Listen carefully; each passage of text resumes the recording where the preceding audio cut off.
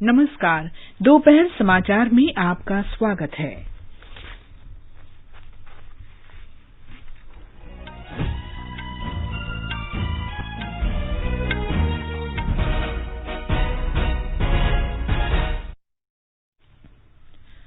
प्रधानमंत्री नरेंद्र मोदी ने राष्ट्र की सेवा में नेशनल कैडेट कोर की भूमिका की सराहना की। प्रधानमंत्री आज शाम विश्व आर्थिक मंच के दावोस संवाद कार्यक्रम को संबोधित करेंगे। संसद का बजट सत्र कल से शुरू होगा। देश के इतिहास में पहली बार पेपरलेस बजट पेश किया जाएगा। विदेश मंत्री डॉ एस जयशंकर ने कहा, पूर्वी लद्दाख में टकराव की घटनाओं से भारत और चीन के संबंधों पर बुरा असर पड़ा। कोविड से स्वस्थ होने की दर बढ़कर 96.94% हुई और भारत में बनी कोविशील्ड वैक्सीन की खेप श्रीलंका पहुंची।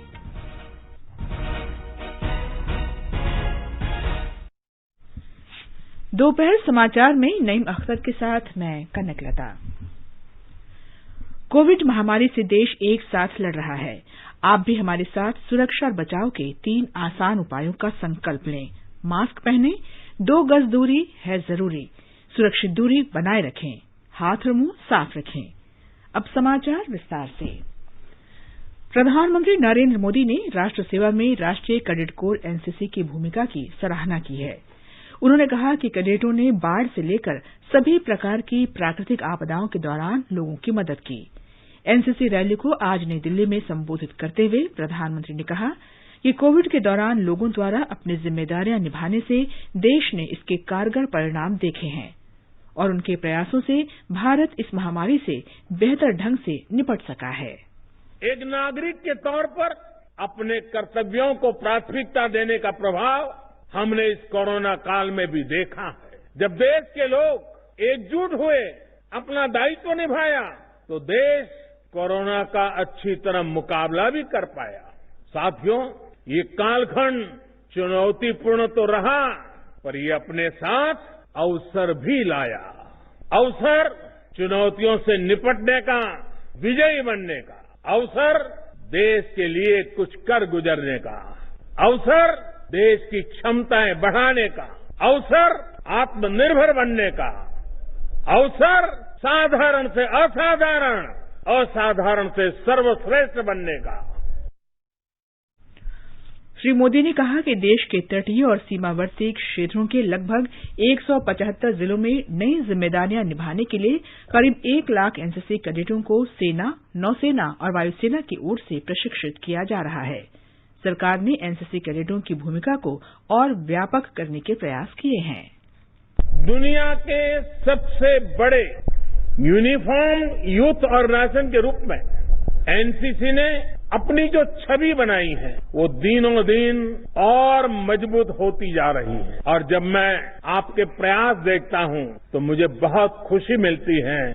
आप पर भरोसा और मजबूत होता है और सेवा भाव, भारतीय परंपरा को जहां बढ़ाया जा रहा है, वहां एनसीसी कैडेट नजर आता है।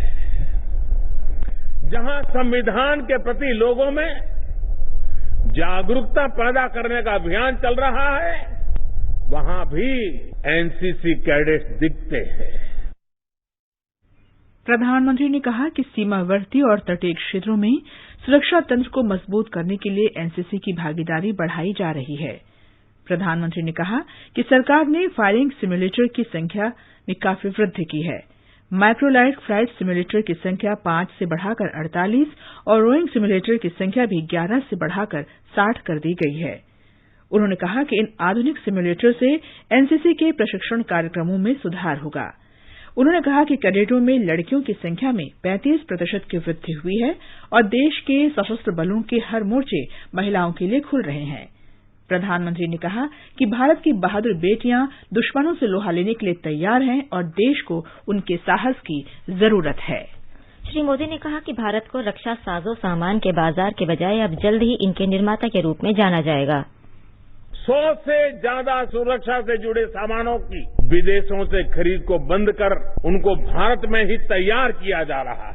अब भारत का अपना तेजस फाइटर, हमारा तेजस फाइटर प्लेन समंदर से लेकर आसमान तक अपना तेज फैला रहा। हाल में वायुसेना के लिए 80 से ज्यादा तेजस का ऑर्डर भी दिया गया है। इतना ही नहीं, आर्टिफिशियल इंटेलिजेंस आधारित वॉरफेयर में भी भारत किसी से पीछे न रहे, इसके लिए हर जरूरी R&D पर फोकस किया जा रहा है।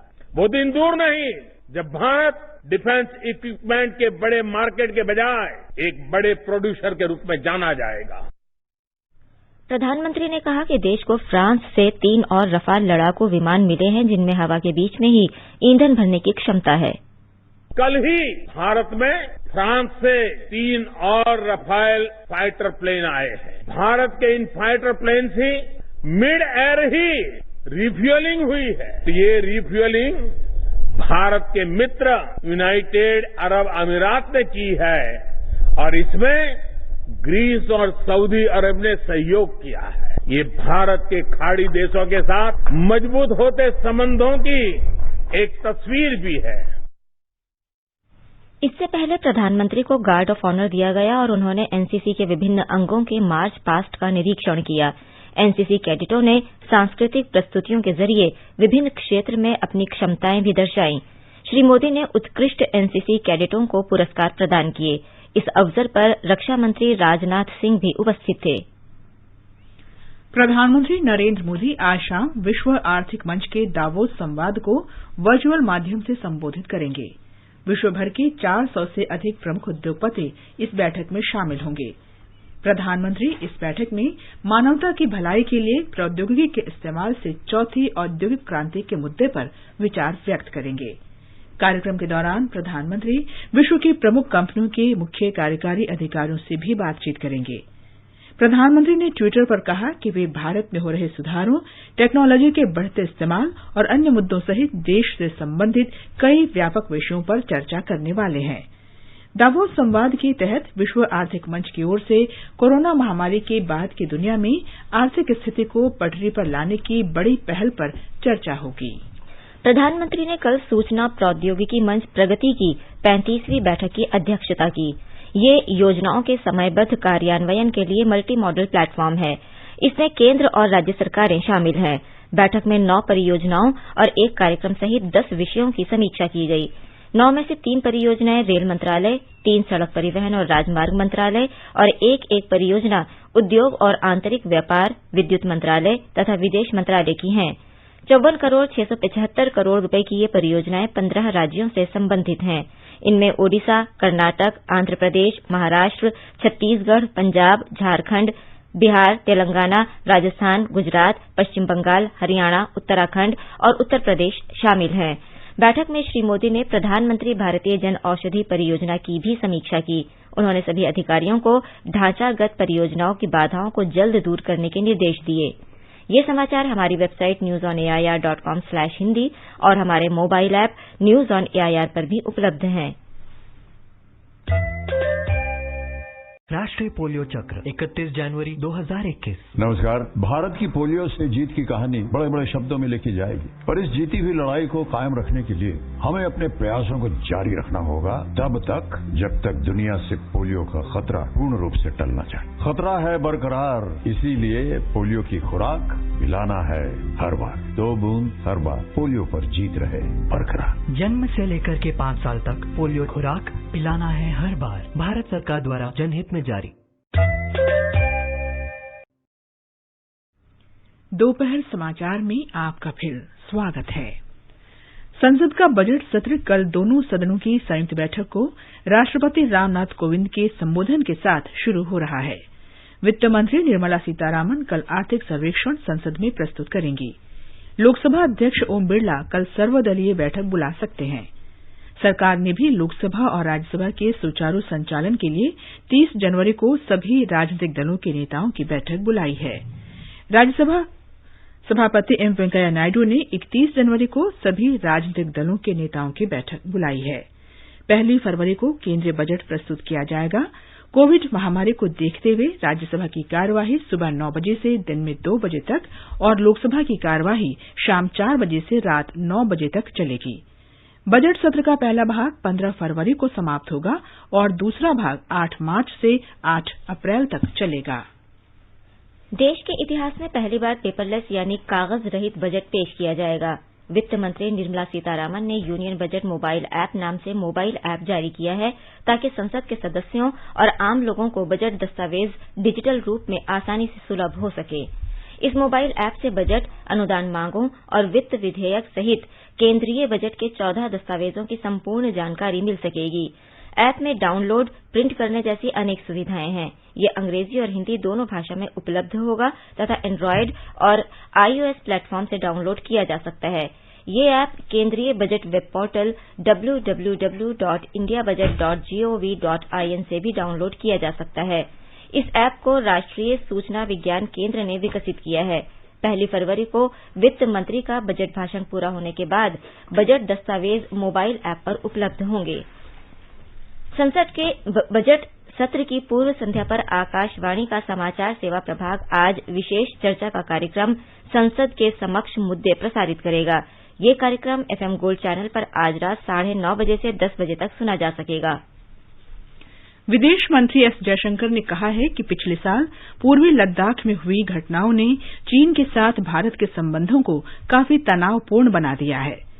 उन्होंने कहा कि वास्तविक नियंत्रण रेखा LAC की घटना ने न केवल सैनिकों को कम करने की प्रतिबद्धता को प्रभावित किया, बल्कि शांति और सद्भाव को भंग करने के लिए प्रेरित किया।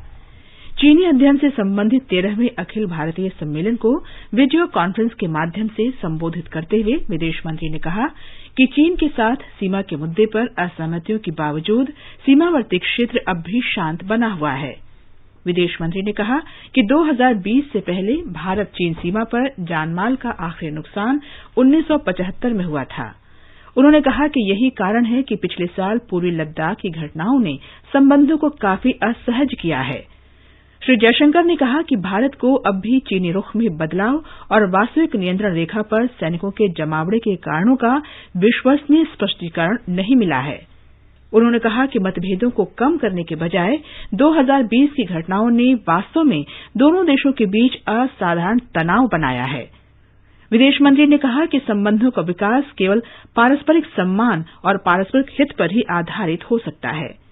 डॉ जयशंकर ने कहा कि सीमा पर किसी भी घटना को नजरअंदाज करते हुए संबंध सामान्य नहीं हो सकते। I don't really have to remind you what impact this has had on both public and political opinion in our country. Significantly, to date, we have yet to receive a credible explanation for the change in China's stance. राष्ट्रीय राजधानी में किसानों की tractor rally के दौरान भड़की हिंसा से उपजे हालात पर केंद्रीय गृह मंत्री अमित शाह नजर रखे हुए हैं और इस संबंध में कार्रवाई की जा रही है। आधिकारिक सूत्रों के अनुसार दिल्ली पुलिस किसान नेताओं के खिलाफ लुकआउट नोटिस भी जारी करेगी। किसान नेताओं का पासपोर्ट भी जमा कराने की प्रक्रिया शुरू की जाएगी। इस बीच गृह मंत्री झड़पों में घायल पुलिसकर्मियों से मिलने आज दोपहर उत्तरी दिल्ली के सिविल लाइन क्षेत्र में सुश्रुत ट्रॉमा सेंटर और तीरथ राम अस्पताल गए। सूचना तथा प्रसारण मंत्री प्रकाश जावड़ेकर ने एक बार फिर किसानों से, विशेष रूप से पंजाब के किसानों से कहा है कि वे नरेंद्र मोदी सरकार पर विश्वास रखें, न कि अन्य लोगों पर। अंतर्राष्ट्रीय मुद्रा कोष की प्रमुख गीता गोपीनाथ के ट्विटर पर आए लेख का हवाला देते हुए श्री जावड़ेकर ने कहा कि लेखिका ने भी किसानों की आय बढ़ाने में नए कृषि कानूनों की भूमिका की सराहना की है। श्री जावड़ेकर ने कांग्रेस पर दिल्ली में ट्रैक्टर रैली के दौरान हिंसा भड़काने का आरोप लगाया है। कांग्रेस ने लगातार उकसाने का काम किया किसानों के आंदोलन में। पंजाब में उनकी सरकार है। राहुल गांधी लगातार केवल समर्थन नहीं कर रहे थे, उकसा रहे थे। CAA में भी ऐसा ही हुआ। कांग्रेस की रैली होती है, सड़क पर आने की वो उकसाते हैं और दूसरे दिन से सड़क पर आंदोलन शुरू होता है। वैसा ही ये भी आंदोलन है। कांग्रेस हताश है, निराश है, चुनाव में हार रहे हैं। कम्युनिस्टों की भी वही हालत है। वो किसी भी तरह से देश में अशांति तैयार करना चाहते हैं। कोई दंगा भड़के, कोई अशांति हो, कोई हिंसा हो, पुलिस सख्ती करे, पुलिस फायरिंग करे, लोगों की जान माल की हानि हो और फिर भड़काया जाए माहौल। यही कांग्रेस की राजनीति अब बच गई है। श्री जावड़ेकर ने कहा कि मंगलवार की हिंसा में शामिल और उत्तेजित करने वालों को दंडित किया जाना चाहिए। उन्होंने कहा कि दिल्ली पुलिस ने रैली के दौरान काफी संयम दिखाया। आगे बढ़ने से पहले मुख्य समाचारों पर एक नजर। प्रधानमंत्री नरेंद्र मोदी ने राष्ट्र की सेवा में नेशनल कैडेट कोर की भूमिका की सराहना की। प्रधानमंत्री आज शाम विश्व आर्थिक मंच के दावोस संवाद कार्यक्रम को संबोधित करेंगे। संसद का बजट सत्र कल से शुरू होगा। देश के इतिहास में पहली बार पेपरलेस बजट पेश किया जाएगा। विदेश मंत्री डॉक्टर एस जयशंकर ने कहा, पूर्वी लद्दाख में टकराव की घटनाओं से भारत और चीन के बीच संबंधों पर बुरा असर पड़ा। कोविड से स्वस्थ होने की दर बढ़कर 96.94% पर पहुंची और भारत में बनी कोविशील्ड वैक्सीन की खेप श्रीलंका पहुंची। ये समाचार आकाशवाणी से प्रसारित किए जा रहे हैं। ताजा समाचार जानने के लिए आप हमारे Twitter handle @AIR News Hindi को फॉलो कर सकते हैं। चलो मिलकर एक शुरुआत करें, चलो एक फैसला आज करें, मास्क नहीं तो टोकेंगे, कोरोना को रोकेंगे, चलो एक इरादा करते हैं, चलो कुछ वादा करते हैं, मास्क नहीं तो टोकेंगे, कोरोना को रोकेंगे। ये आकाशवाणी है। देश में अब तक 23,55,000 से अधिक लोगों को कोविड से बचाव का टीका लगाया जा चुका है। कल करीब 3,25,000 लोगों को ये टीका लगाया गया। देश में कोविड से ठीक होने की दर 96.94% हो गई है। कल 14,000 से अधिक रोगी ठीक हुए। केंद्रीय स्वास्थ्य मंत्रालय के अनुसार अब तक 1 करोड़ 3 लाख से अधिक कोरोना संक्रमित व्यक्ति ठीक हो चुके हैं। देश में 1,73,000 से अधिक संक्रमित लोगों का उपचार चल रहा है। कल 123 लोगों की इससे मृत्यु हुई। देश में अब तक 1,53,000 से अधिक लोगों की इससे मौत हो चुकी है। भारतीय आयुर्विज्ञान अनुसंधान परिषद के अनुसार कल 7,25,000 से अधिक नमूनों की जांच की गई। देश में अब तक 19 करोड़ 43 लाख से अधिक नमूनों की जांच की जा चुकी है। झारखंड में कोविड टीकाकरण अभियान के पहले चरण में अब तक करीब 24,000 लोगों को टीके लगाए गए। राज्य सरकार के आग्रह पर एक सप्ताह पहले शुरू हुए इस अभियान में बड़ी संख्या में लोग टीकाकरण केंद्रों पर जा रहे हैं। ब्यौरा हमारी संवाददाता से। इस गणतंत्र दिवस पर झारखंड के राज्यपाल और मुख्यमंत्री द्वारा कोविड टीकाकरण अभियान में लोगों की अधिकतम भागीदारी सुनिश्चित करने के लिए राज्य सरकार द्वारा की गई अपील के बाद कोविड-19 टीके लेने के लिए काफी लोगों ने पहल की है। अब तक राज्य के किसी भी हिस्से से कोई दुष्प्रभाव के मामले सामने नहीं आए हैं। इसके साथ ही अब तक 24,000 से अधिक लोगों ने कोविड टीके की पहली खुराक ले ली है और टीकाकरण का उपलब्धि प्रतिशत भी बढ़कर 50% से अधिक हो गया है। वहीं दूसरी तरफ सक्रिय कोविड-19 मामलों की संख्या में भी लगातार गिरावट आ रही है। झारखंड राज्य में मात्र 723 सक्रिय मामले शेष हैं, जिनको कोविड-19 बीमारी से स्वस्थ होना है। इसके साथ ही राज्य के स्वास्थ्य विभाग ने कोविड-19 से 98.49% रिकवरी रेट हासिल की है। शिल्पी, आकाशवाणी समाचार, रांची। मध्य प्रदेश में कल 345 कोविड मरीज स्वस्थ हुए। राज्य में अब तक 2,47,000 से अधिक संक्रमित लोग ठीक हो चुके हैं। एक रिपोर्ट।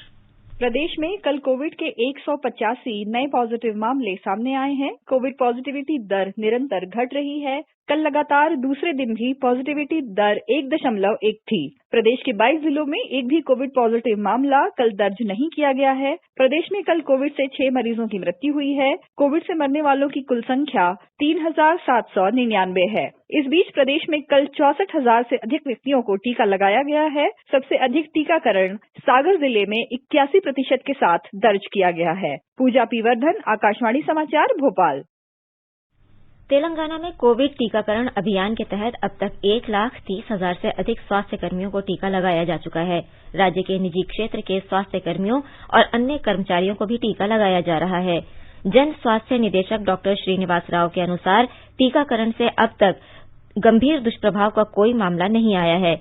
इस बीच राज्य में पिछले 24 घंटे के दौरान 186 नए लोग संक्रमित हुए। राज्य में संक्रमित लोगों की संख्या 2,93,923 हो गई है। कल 31,000 से अधिक जांच की गई। कल 306 मरीजों के स्वस्थ होने के बाद संक्रमण मुक्त होने की दर बढ़कर 98.53% हो गई है। गुजरात में कोविड-19 टीकाकरण अभियान के तहत अब तक 95,909 लोगों को टीके लगाए जा चुके हैं। राज्य के स्वास्थ्य विभाग के अनुसार कल 3,787 लोगों को टीके लगाए गए। इनमें अधिकांश स्वास्थ्य कर्मी थे। हमारे संवाददाता ने बताया है कि कोविड-19 टीके के दुष्प्रभाव नगण्य हैं। गुजरात में कोविड-19 के टीके लेने वालों की संख्या आज 1 लाख का आंकड़ा पार कर जाएगी, जो राज्य में प्रथम चरण के टीकाकरण के लक्ष्यांक के 25% है। राज्य में टीकाकरण अभियान मध्यम गति से आगे बढ़ रहा है, लेकिन अब बड़ी संख्या में डॉक्टर टीके के लिए आगे आ रहे हैं। राज्य के टीकाकरण अधिकारी डॉक्टर नयन जानी के अनुसार अब तक राज्य में टीके के साइड इफेक्ट का कोई बड़ा मामला सामने नहीं आया है। Indian institute of public health Gandhinagar के निदेशक प्रोफेसर दिलीप मावलंकर ने कहा कि सभी टीकाकरण कार्यक्रम के कुछ साइड इफेक्ट होते हैं, लेकिन कोविड-19 के टीके के साइड इफेक्ट बिल्कुल नहीं के बराबर है। कल एक वेबिनार को संबोधित करते हुए उन्होंने कहा कि सभी लोगों को बिना हिचकिचाहट टीके के लिए आगे आना चाहिए। अहमदाबाद के पैथोलॉजिस्ट डॉक्टर मुकेश महेश्वरी ने कहा कि भारत में बने दोनों टीके जरूरी सुरक्षा प्रक्रिया में सफल हो चुके हैं। उन्होंने कहा कि कोविड-19 के सामने हर्ड इम्यूनिटी प्राप्त करने के लिए टीका लेना एकमात्र उपाय है। योगेश पंड्या, आकाशवाणी समाचार, अहमदाबाद। बिहार में कोविड से ठीक होने की दर बढ़कर 98.80% हो गई है। राज्य में कोविड के मरीजों की संख्या लगातार कम हो रही है। इस समय 1613 मरीजों का विभिन्न अस्पतालों में इलाज चल रहा है। राज्य में कल सिर्फ 86 नए मामलों का पता चला। 19 जिलों में कोई नए मामले सामने नहीं आए। राज्य में 2 करोड़ 7 लाख से अधिक नमूनों की जांच की जा चुकी है। महाराष्ट्र में कोरोना के चलते ऑनलाइन काम कर रहे विद्यालयों में से अधिकांश कल खुल गए। छात्रों को आवश्यक जांच के बाद ही स्कूल में प्रवेश दिया जा रहा है। हमारे संवाददाता ने बताया है कि राज्य की स्कूली शिक्षा मंत्री वर्षा गायकवाड़ ने पुणे जिले के कुछ विद्यालयों का दौरा कर वहां छात्रों से बात की। महाराष्ट्र में कक्षा 5वीं से 8वीं तक के सभी स्कूल कल से फिर शुरू हो गए। पुणे, नासिक, गोंदिया, परभणी, सिंधुदुर्ग, अहमदनगर और धुले समेत लगभग सभी जिलों के छात्र उत्साह से अपने स्कूलों में मौजूद रहे। नासिक में कुछ स्कूलों ने आकर्षक सजावट और रंगोली के साथ छात्रों का स्वागत किया। वहीं वाशिम जिले के स्कूलों में फूलों का गुलदस्ता देकर छात्रों का स्वागत किया गया। गोंदिया जिले में सरकारी और निजी स्कूलों के लगभग 50% छात्र उपस्थित रहे। गौरतलब है कि सभी जिलों के स्कूलों ने छात्रों के माता पिता से सहमति प्राप्त करने के बाद ही छात्रों को स्कूल आने की अनुमति दी है। माधुरी पांगे, आकाशवाणी समाचार, मुंबई। जम्मू कश्मीर में डिग्री कॉलेज की कक्षाएं 1 फरवरी से फिर शुरू हो रही हैं। जम्मू के ग्रीष्मकालीन क्षेत्रों में कॉलेजों का शीतकालीन अवकाश 31 जनवरी को समाप्त हो जाएगा, जबकि कश्मीर और जम्मू के शीतकालीन क्षेत्रों का अवकाश 14 फरवरी को खत्म होगा। भारत में बने कोविड टीकों की खेप श्रीलंका पहुंच गई है। विदेश मंत्री डॉक्टर एस जयशंकर ने ट्विटर पर श्रीलंका को भरोसेमंद, साझेदार और विश्वसनीय मित्र बताया है। श्रीलंका को कोविड-19 टीकों का ये उपहार भारत के वैक्सीन मैत्री पहल के तहत भेजा गया है। इससे पहले भारत क्षेत्र के 7 देशों को कोविड टीके उपहार स्वरूप भेज चुका है। महामारी के समय भारत का ये मानवीय सद्भाव उसकी पड़ोस पहले नीति तथा सागर नीति की प्रतिबद्धता को दर्शाता है, जिसमें श्रीलंका का अहम स्थान है। श्रीलंका को कोविड-19 टीकों की आपूर्ति से श्रीलंका के प्रधानमंत्री महिंदा राजपक्से से प्रधानमंत्री नरेंद्र मोदी का वायदा पूरा हुआ है। पिछले साल सितंबर में वर्चुअल द्विपक्षीय सम्मेलन के दौरान प्रधानमंत्री मोदी ने महामारी से उत्पन्न स्वास्थ्य तथा आर्थिक संकट से उबरने के लिए श्रीलंका को सभी संभव सहायता देने का वचन दिया था। भारत ने स्वदेश निर्मित कोविड टीकों की खेप खाड़ी के देश बहरीन को भी भेजी है। केंद्रीय स्वास्थ्य मंत्री डॉक्टर हर्षवर्धन ने कहा है कि भारत ने वैश्विक स्वास्थ्य संकट के दौरान कोविड वैक्सीन की आपूर्ति के साथ अन्य देशों के कार्मिकों को भी प्रशिक्षित किया। कोविड पर गठित उच्च स्तरीय मंत्री समूह की 23वीं बैठक को आज वीडियो कॉन्फ्रेंस के माध्यम से संबोधित करते हुए उन्होंने कहा कि भारत ने वैश्विक समुदाय का मित्र होने के नाते उसे स्वदेश में बने टीके की आपूर्ति करके उसका विश्वास अर्जित किया है। डॉक्टर हर्षवर्धन ने कहा कि कल देश में 12,000 से भी कम मामले सामने आए और मरीजों की संख्या घटकर सिर्फ 1,73,000 रह गई है। We all know that we were privileged to have been given 2 indigenous vaccines by our scientists, and they are already being given to our people in the country. And right now, to begin with, starting with health workers and then, of course, the frontline workers. Till today morning, in fact, yesterday evening, we have completed 42,674 sessions of vaccination all over the country. देश में आकाशवाणी समाचार के बुलेटिनों की लोकप्रियता बनी हुई है। विशेषकर ग्रामीण क्षेत्रों में समाचारों के लिए लोग आकाशवाणी को ही प्राथमिकता देते हैं। हमारे संवाददाता ने बताया है कि महाराष्ट्र के सोलापुर जिले के करनूर गांव में एक मंदिर पर लगाए लाउडस्पीकर के जरिए आकाशवाणी के समाचार बुलेटिन प्रसारित किए जाते हैं। खबरें सुनने के लिए अब कई सारे स्रोत हैं, लेकिन उनमें से भरोसेमंद कितने हैं इसका जवाब तो श्रोता ही दे पाएंगे। खासकर ग्रामीण इलाकों में रहने वालों को चाहिए भरोसेमंद और उपयुक्त जानकारी और खबरें। फिर ऐसी जानकारी और खबरें पाने के लिए और उन्हें सबके साथ बांटने के लिए गांव के मंदिर पर लाउडस्पीकर ही क्यों न बिठाना पड़े। ऐसा ही किया है महाराष्ट्र के सोलापुर जिले के अक्कलकोट तहसील में स्थित कुरनूर गांव के लोगों ने। गांव के भगवान दत्त मंदिर की समिति ने मंदिर पर लाउडस्पीकर बिठाए हैं। मंदिर के पुजारी धोंडीवा धुमाड़े रोज सुबह तय समय पर रेडियो लगाते हैं और लोगों को खासकर आकाशवाणी पुणे के क्षेत्रीय समाचार इकाई द्वारा प्रसारित प्रादेशिक समाचार सुनाए जाते हैं। लोग अपने दिन भर के कामकाज का आरंभ करते हुए समाचार सुनते हैं। पिछले 2 साल से शुरू इस उपक्रम द्वारा लोगों को आवश्यक सही खबरें मिलने का विश्वास हो गया है। कुरनूर गांव के करीबन 6000 निवासियों के साथ आसपास की छोटी बस्तियों तक भी ये समाचार सुनाई देते हैं। समाचारों के अलावा प्रमुख राष्ट्रीय संदेश, प्रधानमंत्री के भाषण और अन्य कार्यक्रम भी सुनाए जाते हैं। आकाशवाणी समाचार के लिए मनोज क्षीरसागर, पुणे। राजस्थान के 20 जिलों में 90 स्थानीय निकायों में पार्षदों के चुनाव के लिए मतदान जारी है। अजमेर नगर निगम के साथ ही 9 अन्य नगर निगमों तथा 80 नगर परिषदों के लिए आज सुबह 8 बजे मतदान शुरू हुआ। ब्यौरा हमारे संवाददाता से।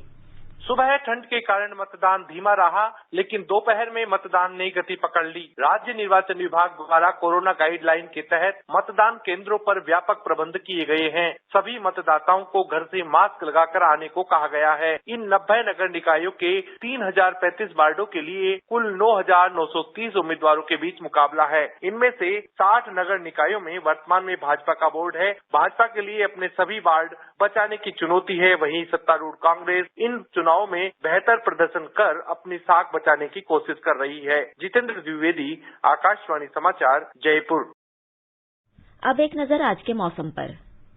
राष्ट्रीय राजधानी दिल्ली में न्यूनतम तापमान 6 डिग्री सेल्सियस दर्ज किया गया। अधिकतम तापमान 20 डिग्री सेल्सियस रहेगा। सुबह के समय कोहरा छाया रहा। मुंबई में आसमान साफ रहेगा। न्यूनतम तापमान 15 डिग्री सेल्सियस दर्ज किया गया, जबकि अधिकतम तापमान 29 डिग्री सेल्सियस रहने की संभावना है। चेन्नई में आंशिक रूप से बादल छाए रहेंगे। न्यूनतम तापमान 24 डिग्री सेल्सियस रहा और अधिकतम 31 डिग्री सेल्सियस रहने की संभावना है। कोलकाता में आसमान साफ रहेगा। न्यूनतम तापमान 12 डिग्री सेल्सियस दर्ज किया गया, जबकि अधिकतम तापमान 23 डिग्री रहने के आसार हैं। श्रीनगर में आंशिक रूप से बादल छाए रहेंगे। न्यूनतम तापमान 0 से 6 डिग्री नीचे रहा और अधिकतम 5 डिग्री सेल्सियस रहेगा। जम्मू में आसमान साफ रहेगा। न्यूनतम तापमान 6 डिग्री सेल्सियस रहा, जबकि अधिकतम तापमान 20 डिग्री सेल्सियस तक रहने का अनुमान है। लेह में भी आसमान साफ रहेगा। न्यूनतम तापमान 0 से 15 डिग्री नीचे रिकॉर्ड किया गया, जबकि अधिकतम तापमान 6 डिग्री के आसपास रहने की संभावना है। गिलगित में आंशिक रूप से बादल छाए रहेंगे। तापमान 0 से 6 डिग्री सेल्सियस नीचे रहा और अधिकतम 12 डिग्री सेल्सियस रहने का अनुमान है। मुजफ्फराबाद में आसमान साफ है। न्यूनतम तापमान 3 डिग्री दर्ज किया गया और अधिकतम 19 डिग्री सेल्सियस के आसपास रहेगा। समाचार कक्ष से प्रियंका अरोड़ा।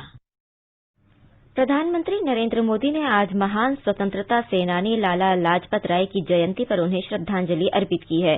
सूचना और प्रसारण मंत्री प्रकाश जावड़ेकर और अन्य मंत्रियों ने भी लाला लाजपत राय को श्रद्धा सुमन अर्पित किए। जम्मू कश्मीर संविधान सभा के एकमात्र जीवित सदस्य कृष्णदेव सेठी का आज सुबह जम्मू में निधन हो गया। 93 वर्षीय सेठी नौशेरा विधानसभा क्षेत्र से जम्मू कश्मीर विधानसभा के लिए भी चुने गए थे। अंत में मुख्य समाचार एक बार फिर। प्रधानमंत्री नरेंद्र मोदी ने राष्ट्र की सेवा में नेशनल कैडेट कोर की भूमिका की सराहना की। प्रधानमंत्री आज शाम विश्व आर्थिक मंच के दावोस संवाद कार्यक्रम को संबोधित करेंगे। संसद का बजट सत्र कल से शुरू होगा। देश के इतिहास में पहली बार पेपरलेस बजट पेश किया जाएगा। विदेश मंत्री डॉ एस जयशंकर ने कहा, पूर्वी लद्दाख में टकराव की घटनाओं से भारत और चीन के संबंधों पर बुरा असर पड़ा। कोविड से स्वस्थ होने की दर बढ़कर 96.94% पर पहुंची और भारत में बनी कोविशील्ड वैक्सीन की खेप श्रीलंका पहुंची। इसके साथ ही दोपहर समाचार का ये अंक समाप्त हुआ। नमस्कार।